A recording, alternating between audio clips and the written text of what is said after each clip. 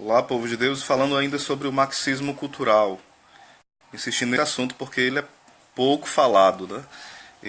A gente só vê as pessoas elogiar Karl Marx, mas não falam, de fato, o fundo histórico do grande prejuízo que o marxismo cultural e as ideias de Marx têm trazido para a humanidade, né?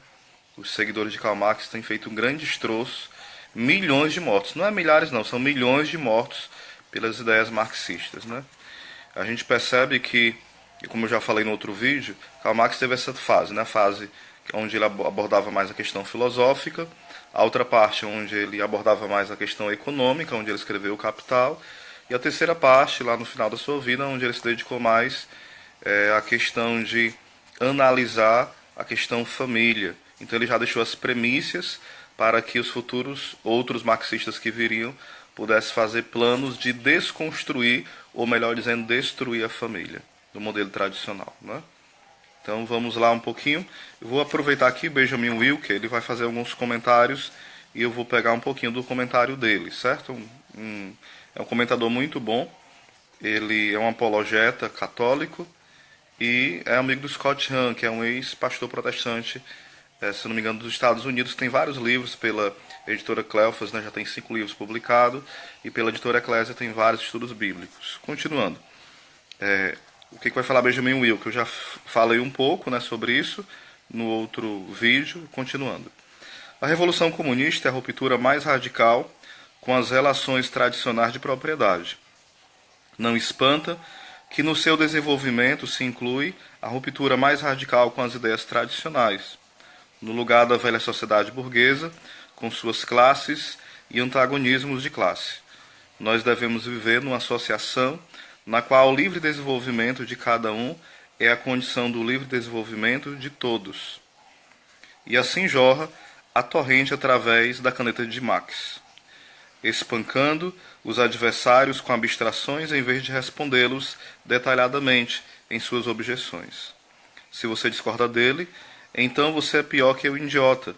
Sua própria discordância é prova disso, já que todas as ideias são meras reflexões da própria classe social. Então o único motivo que você poderia ter para discordar de Marx é que sua cabeça está cheia de ideias da velha sociedade burguesa, o discurso de poder, né, a gente diria aqui, da classe capitalista que oprime a classe operária, o proletariado, como ele falava, né? Você é, portanto, um obstáculo a ser eliminado pela revolução proletária e não uma objeção legítima a ser respondida pela razão. Ou seja, Karl Marx, ele tinha essa ideia. Você não pode estar discutindo ideias, porque isso é ideologia, são ideólogos. E quando você acredita que a verdade ela tem um poder de transformar alguma coisa, isso já é ideologia. Seja do lado cristão, seja do lado hegeliano, seja do lado kantiano, seja em qualquer filosofia. As ideias, elas podem até servir em algum momento, a dialética, melhor dizendo, né, que Karl Marx vai se referir. Porém, nós não devemos dar poder a ela. O que vai mudar é a ação do homem, o trabalho, né? O homem que se revolta e faz a revolução. Então, o ideal não é o homem intelectual. O homem intelectual é um alienado. O homem também que vai buscar a filosofia também está na alienação. O homem que vai buscar a sua fonte nas ideias, né, na fonte do espírito, está na alienação. E nós temos que tirar o homem da alienação e levar para um campo maior, o campo da revolução, o campo do trabalho. Então, quem é o homem? É aquele que age, é aquele que trabalha. Então, ao estar trabalhando, ele está transformando a sociedade. Essa é a ideia uma das ideias de Karl Marx, né? Então, ele despreza muito a questão teórica, no sentido de você achar que faz o bem à sociedade, quando você está filosofando, trazendo ideias que vai mudando as coisas, né? Ele vai falar, até ele vai fazer uma crítica, né, aos filósofos hegelianos. Até ele escreve um pequeno conteúdo chamado, não sei se seria um ensaio, mas o nome seria A Sagrada Família. Mas não é sobre a Sagrada Família de Nazaré ou uma família que seja um exemplo disso, não. É sobre, ele vai discordando de vários hegelianos, né? Porque a princípio Karl Marx ele seguia Hegel. Depois ele teve 2 grupos na época de Karl Marx.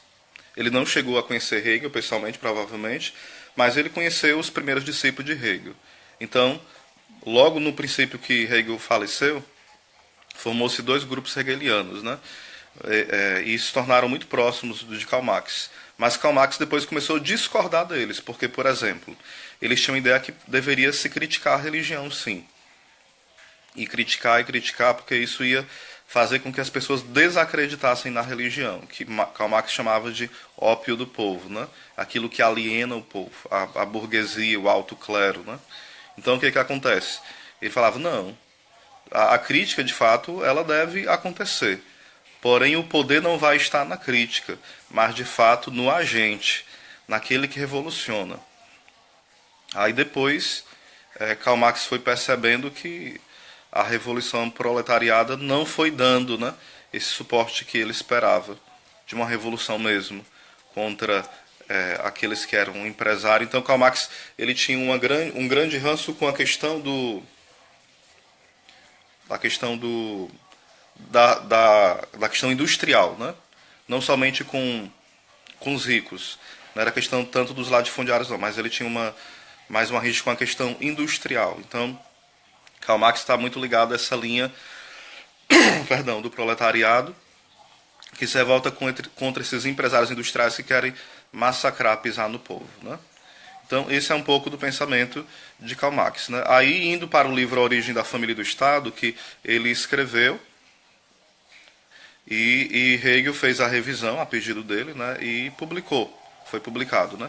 Nessa Origem da Família, como eu já falava em outro vídeo, existe a premissa do seguinte. Quem é a família? A família ela é um modelo de instituição de propriedade privada. É o primeiro modelo de opressão. Ou seja, os homens tinham relação com várias mulheres, segundo a teoria de Karl Marx, e Hegel apoia, Engels apoia essa ideia. E depois chegou um dado momento que o homem percebeu que não deveria ter relações com várias mulheres, mas com uma única. Mas qual seria a motivação para ter relação com uma única mulher? Seria para que garantisse o direito à propriedade. Então ele ia exigir fidelidade da mulher e exigir que de forma alguma ele fosse traído, para garantir para ele a sua produção. Então ele produziu algo, então ele ia produzindo e acumulando, e a mulher e os filhos eram essa garantia da prosperidade dele, da propriedade permanecer. Então o homem seria esse patrão, esse que é severo, né? E a mulher seria essa marionete, é aquela que é escrava, aquela que é manipulada, aquela que é um joguete, né? E o filho também seria aquele que ia garantir a manutenção ao longo da história da herança. Então, Karl Marx vê que o que de fato existe é uma luta de fato de classes. Rousseau, mudando um pouquinho de assunto, Rousseau ele acreditava no mito do bom selvagem, né? Ou seja, ninguém nasce mal, ninguém tem o pecado original. O que nós temos, nós vemos o mal que há na sociedade e nós começamos a imitar o mal ou começamos a imitar o bem. E geralmente se imita muito o mal. Então, não existe essa questão de um pecado original para Rousseau, né? E Karl Marx ele tinha essa ideia, voltando um pouquinho, que nós poderíamos transformar, entre aspas, o mundo no paraíso, mas como? Destruindo o sistema opressor. E esse sistema opressor se destacava, em especial no grupo de empresários, também no grupo que mantinha a ideia de uma instituição. E essa instituição se chama Igreja Católica Apostólica Romana, que tem como fundamento a filosofia grega, tem como fundamento o direito romano e tem como também uma premissa a cultura judaico-cristã. A cultura judaica, né, que o cristianismo absorve muita coisa da cultura judaica, que é o povo eleito lá do Antigo Testamento. Né? Então, o que acontece? Quem vai sustentando essa ideia de família tradicional? Então, o ideal, depois os futuros marxistas vão percebendo, fazendo essa leitura, é a gente atacar frontalmente o modelo de família e destruirmos esse modelo de família ultrapassado. Né? E a gente percebe, agora indo um pouquinho para o comunismo, saindo um pouquinho da história de Karl Marx, né, que o comunismo ele muda de discurso qualquer hora. O próprio do comunismo é você mudar de discurso dependendo da região que você esteja. O André Leone vai colocando a sociedade nos corrompe, né? Na verdade, é uma pergunta, né, André? Você acredita no pecado original? É só uma pergunta para você, viu? Eu não vou entrar no debate se sobre o pecado original. Agora eu não posso fazer um vídeo só sobre o pecado original, mas você acredita no pecado original? Que o homem tem essa inclinação para a maldade? Por exemplo, quando você vê Adão e Eva, vamos dizer que Adão e Eva, usar só esse nome, Adão e Eva, o primeiro homem e a primeira mulher, vamos usar só isso, o primeiro homem e a primeira mulher. Quem foi que corrompeu os primeiros homens e as primeiras mulheres? Quem foi que os corrompeu? Indo lá para a origem, quem os corrompeu? Foi a sociedade que corrompeu os primeiros homens e primeiras mulheres? Quem os corrompeu? Não, isso aí eu já falei, né? Que era Rousseau. Apenas eu fiz a ida e a volta. Fiz a ida e a volta, né? Sobre Rousseau eu vou fazer um vídeo sobre ele também. Eu fiz só esse nexo porque o pensamento marxista ele vai também pegar essa ideia que é preciso destruir. Então você não está acreditando na ideia de pecado original, né? Então é complicado, porque negar a ideia de pecado original e dizer, não sei se você é católico, né? Porque o católico que não crê em um dogma da fé, ele tem que rever alguma coisa, né? Rever mesmo. Tem que rever esse negócio. Porque o católico ele acredita nos dogmas. Os dogmas não são uma coisa que engessa, não. Os dogmas são como um trilho de um trem que nos ajuda a chegar à eternidade, certo? Continuando, né, sobre a questão comunista, né? Ele vai mudando o discurso. Vai mudando o discurso. Por exemplo, há países onde se promove a ideologia de gênero. Se diz que se defende o homossexual. E isso promovido pelos comunistas, né? Ou aqueles que aderem a algum pensamento comunista. Depois eu faço um outro vídeo falando sobre o socialismo e falando sobre o comunismo, o nazismo, a diferença e as semelhanças entre eles e como há uma grande confusão, né? Até sobre Hitler existe muita conversa fiada. Claro que ele foi um grande assassino, mas ele foi influenciado muito por esses pensamentos que alguns acham que ele não tinha, né? Acha apenas que ele era um puro capitalista. Voltando, aí o comunismo mesmo que defende o homossexual em um país e usa esse discurso para se colocar contra a igreja e contra o modelo tradicional de família. Em outros países, como onde vai se vendo, se mata o homossexual da forma mais cruel. Da Chechênia, por exemplo, né? Está se fazendo quase um local lá onde se mata, se tortura os homossexuais. E é um local de regime comunista. E vários outros locais. Existe um ódio pelo homossexual. Um ódio mesmo. Não somente um medo. E é o mesmo sistema comunista. Embora existam várias vertentes. Ou seja, é um jogo de interesses, né? É um jogo de interesses terrível. Aí, por exemplo, a gente falar, como foi falado, né, por você, André, que o comunismo, né, que a questão do socialismo, esse sistema, ele é aprovado pela igreja, é no mínimo irrisório. Porque se entende que Jesus era socialista, vamos entender uma coisa. Tanto o comunismo como a vertente socialista que maneira um pouco mais, eles não creem num Deus que ordena as coisas, não. Não creem num Deus que ordena a moral, que ordena a vida do homem. Quando eu falo ordena, não é oprimir, não. Eles não creem nisso. Então Jesus, ele veio trazer para nós, de fato, uma experiência com o Pai. E essa experiência veio nos revelar o mistério da Santíssima Trindade, né? Veio nos salvar. Ele não veio fazer uma revolução contra o Império. Ele não veio condenar César. Claro que ele discordava e claro que Deus veio fazer uma transformação total, mas, como ele falou, o meu reino não é deste mundo. Então você assim, eu falo você qualquer pessoa, né? Não me refiro agora só ao André Leone, não. Referir Jesus como socialista é uma ofensa terrível ao cristianismo. Terrível.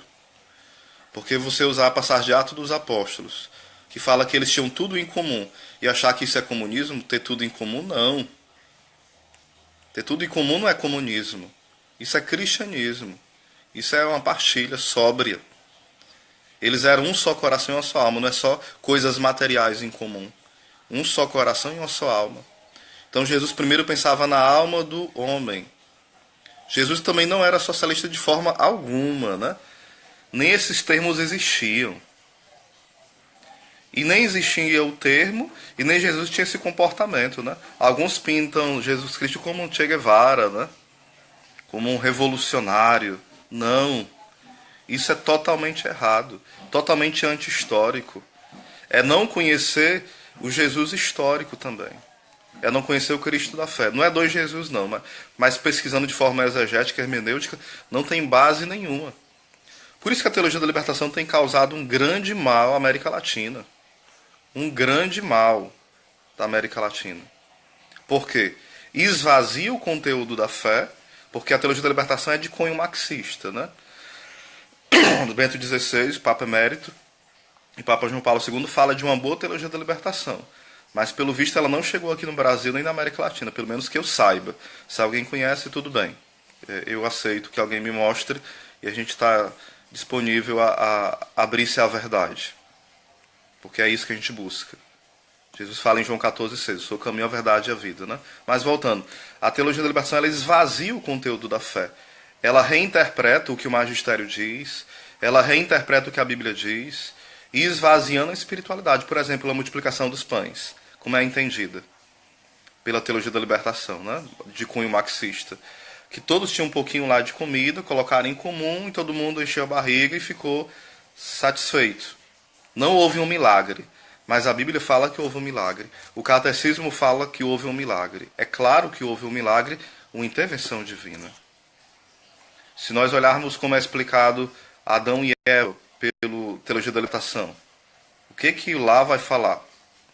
Ela vai falar o seguinte, ó, que Adão e Eva foram expulsos do paraíso e aquilo significava que o autor estava falando dos latifundiários que expulsavam os pobres da terra.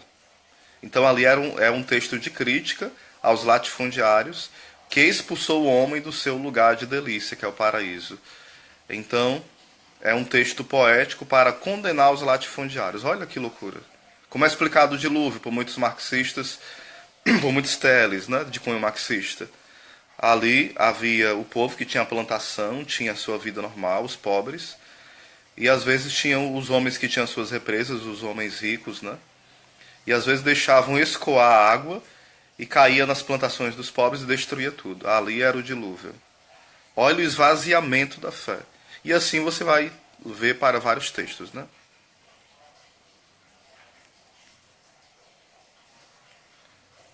Não, mas a questão... Olha aqui o que o André vai colocando. Assim também nega as filosofias de Tomás de Aquino e Agostinho, pois tem muito mais base no platonismo que no próprio cristianismo. Perdão, no caso de Santo Agostinho, pegou muito de Platão, muita coisa, né, e aproveitou. São Tomás de Aquino não foi de Platão, foi de Aristóteles, né? Ele pegou muito da questão filosófica de Aristóteles. É tanto que ele tem o comentário, né, a física de Aristóteles e vários outros comentários a Aristóteles. São Tomás de Aquino vai falar o seguinte: aonde está a verdade, lá está o Espírito Santo. Então a gente deve ter um cuidado com isso. Eu posso pegar coisas boas de algum local, sim. Eu não posso pegar tudo e dizer que aquilo é a verdade. Mas se lá existe verdade, é uma inspiração de Deus. Se alguma coisa lá é boa, é inspiração de Deus. Então a igreja nunca se colocou inimiga a pegar algo de alguém que é pagão. Se lá existe a verdade, eu posso pegar aquele conteúdo e me apropriar dele, porque aquele conteúdo, se é verdade, não é propriedade daquele que falou, é propriedade de todos. Porque a verdade não é a propriedade de um indivíduo particular, né? Então, Aristóteles, como ele antecedeu o período antes de Cristo, também Sócrates, Platão, sem dúvida, se tivessem conhecido a Cristo, seriam cristãos, porque tinham ideias profundas, né? Não tinham ideias malucas, né? Como Epicuro, Demócrito, né? Que eram também materialistas já desde antes, bem antigamente, né? Até Karl Marx pega as ideias de Epicuro e também de Demócrito para a sua tese, ou de mestrado ou de doutorado, não lembro agora, e ele tenta colocar essas teses materialistas em favor dele. Então, se pode pegar sim. Por exemplo, C.S. Lewis é um protestante e tem riquezas tremendas que a gente pode pegar dele. Claro que pode, né?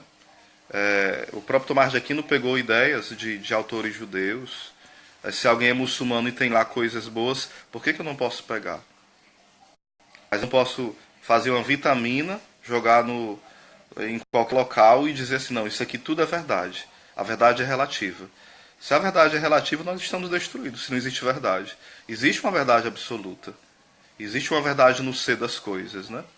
E Santo Tomás de Aquino, conhecido como o grande doutor angélico, e Santo Agostinho como o doutor da graça, eles sabiam diferenciar isso. Eles pegavam os tesouros e deixavam aquilo que era lixo.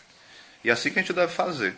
O Chesterton, que é um grande autor, né, britânico, ele fala o seguinte, que aquilo que o comunismo é, né, a questão do comunismo e a questão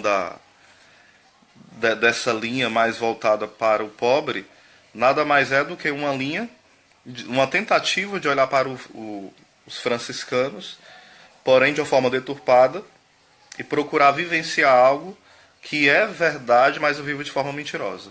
Então Chesterton vai dizendo assim, que muitas heresias que existem no mundo hoje, e muitos pensamentos malucos modernos, eles pegaram algo que era verdadeiro no cristianismo, ou em algum local, e deturparam. Ou seja, a igreja tem um amor profundo aos pobres. Mas o foco da igreja é Cristo, é o centro, não é o pobre. Quando eu cuido do pobre, eu vejo Cristo no pobre.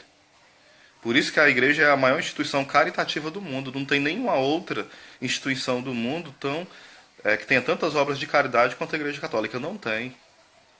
Isso até os pagãos, até os inimigos da igreja, se eles estudarem, eles reconhecem isso. Isso é provado, isso é concreto, né? Então a igreja ama o pobre. A igreja ama a criação. Os santos amavam e defendiam a criação, né?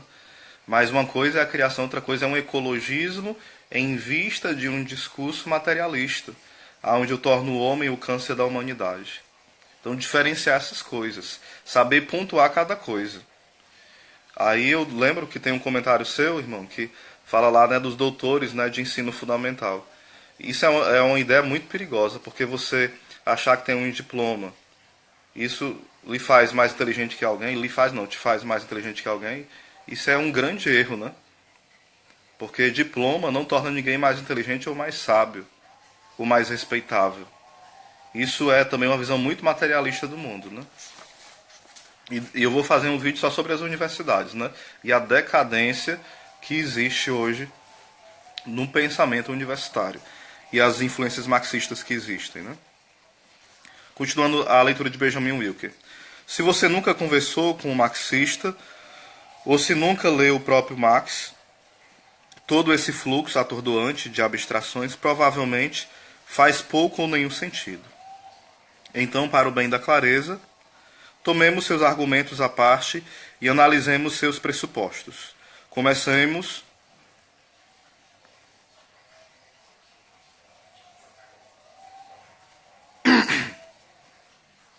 Deixa eu ver aqui. Depois eu comento, irmãos, certo? Eu vou continuar aqui. Começamos com o pressuposto mais importante, que já salientamos. Marx era um ateu materialista. As duas coisas andam juntas. Negar as entidades espirituais significa afirmar que toda a realidade é puramente material. O que é então o homem? É um animal que, como qualquer outro animal, deve buscar seu bem-estar material. Como o ser humano é um animal sem muito pelo, com garras insignificantes e dentes nada ameaçadores. Ele precisa, e além no esforço de produzir o que lhe for necessário para a própria subsistência e proteção.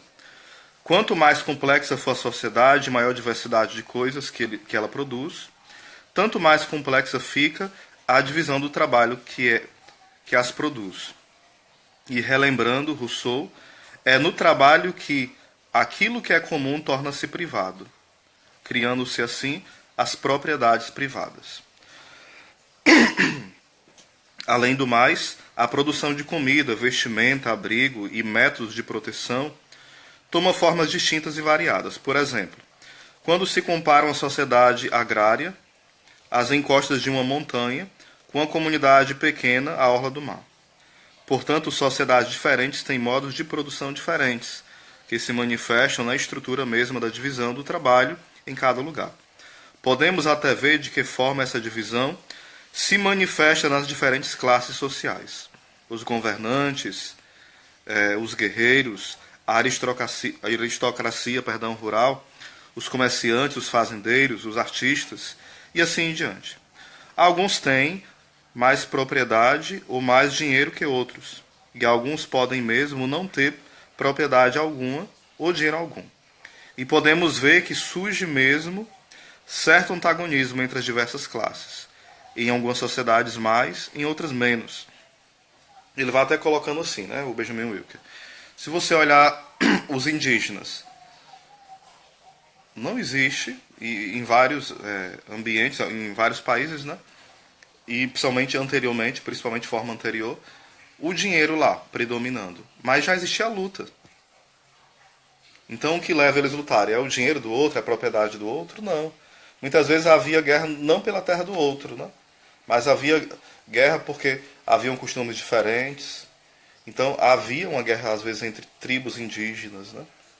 Até o canibalismo havia, às vezes até entre eles, né?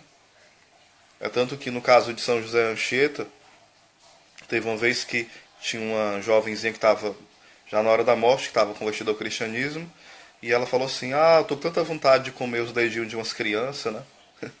Mas eu sei que não posso. Não estou dizendo que todo índio é canibal, não. Havia grupos canibais nas épocas anteriores, e até hoje existe, né, ainda essa questão do canibalismo em alguns grupos, né? Mas voltando sobre a questão do Karl Marx. Não há nada especialmente controverso ou marxista nisto que eu acabei de dizer. Aliás, Platão e Aristóteles têm argumentos filosóficos um tanto profundos e nada marxistas, fundamentados na divisão do trabalho na sociedade. O que impede Marx de ir tão a fundo é sua devoção ao simplismo materialista e à utopia revolucionária. Ou seja, Marx reduz tudo ao materialismo. Não existe aquilo que é eterno. Não existe a verdade que move as coisas. O que move as coisas não é a verdade, é a revolução. Meu irmão, se nós aderirmos a esse pensamento, que não existe Deus, que não existe a verdade, que não existe a força do Espírito, e reduzir tudo ao mero materialismo, a que ponto nós chegamos, né? A que ponto e a que nível de inteligência nós nos rebaixamos. Na sua simplicidade de materialista, Marx cometeu o erro fundamental de confundir um aspecto importante de uma coisa com a coisa toda. Touros têm chifres, mas eles não são apenas suportes vivos para aqueles seus formidáveis cabideiros. Do mesmo modo, o homem precisa de comida, vestimenta e abrigo. E, no entanto, ele não é um mero fabricante de ramo alimentício, têxtil e mobiliário. Ou seja, isso são adereços, são necessidades, mas não são as necessidades essenciais do homem. Não são. O homem tem uma alma, tem uma psique. O homem não é um animal irracional, né? Ele tem uma alma, ávida pela verdade, pela beleza e pela felicidade. Uma avidez que transcende. A questão da transcendência é negada pelos marxistas, né? A metafísica também. Transcende uma simples existência animal. Isso é o que Karl Marx nega, já que para ele, os seres humanos são seres puramente materiais. Então eles são definidos inteiramente por suas necessidades e desejos materiais. E, portanto, pelas várias formas de produzirem comida, vestimentas e abrigo, entre outros bens materiais. Se embarcássemos na paixão de Marx por esse simplismo, poderíamos resumir todo o seu argumento no seguinte slogan: você é o que você produz. Nisso se inclui as ideias que você produz. Isto é, as ideias dos homens são mais um produto do trabalho humano, e Marx crê que elas são formadas pelo modo de divisão do trabalho de cada sociedade. Numa vila de pescadores, a língua, as leis, os costumes, as noções de direito e do privilégio, a moralidade e o demais serão totalmente determinados por suas ocupações. Se pescam, se empacotam ou se despacham os peixes. O mesmo vale para a cultura. O tema da arte desses camponeses será o mar e seus tesouros. Cantarão músicas sobre peixes, contarão histórias de grandes pescadas, e seus provérbios estarão todos relacionados às lições aprendidas em alto mar. Acima de tudo, sua noção de divino será tirada da maneira como tocam a vida, de modo que, como os pastores e guerreiros hebreus falavam de um grande pastor guerreiro no céu, a comunidade pesqueira imaginará uma divindade ali muito ligada à questão do mar. Né? Uma coisa também do pensamento marxista é o seguinte: não existe Deus. O que é que existe? Um homem que é incapaz de fazer as coisas e ele quer virtudes. Então ele imagina um homem perfeito. Um homem bom, fiel, generoso, corajoso, um homem inteligente, um homem cuidadoso, prudente, todas as virtudes. E ele pega essa ideia e ele projeta essa ideia em um Deus imaginário. Ou seja, não é Deus que cria o homem, é o homem que cria Deus. Essa é a ideia materialista, de fundo marxista. Né? Não é Deus que cria o homem, mas o homem que cria Deus. Porque Deus só passa a existir a partir do homem que conhece algo. Penso, logo existe, né? Como vai falar os filósofos existencialistas. Né? Então, isso é um pensamento totalmente equivocado, errado. As premissas começam erradas. Né?